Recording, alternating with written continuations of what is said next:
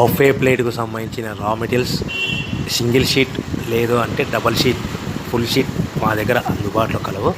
So ఎవరైతే మా దగ్గర కొత్త మిషన్ కొంటారో వారికి మాత్రమే రా మెటీరియల్ సదుపాయం కలదు. ఇంకా మీకు ఏమైనా వివరాలు తెలుసుకోవాలనుకుంటే స్క్రీన్ మీద కనిపిస్తున్న మొబైల్ నెంబర్ కాల్ చేసి వివరాలు తెలుసుకోవాల్సిందిగా కోరుచున్నాను.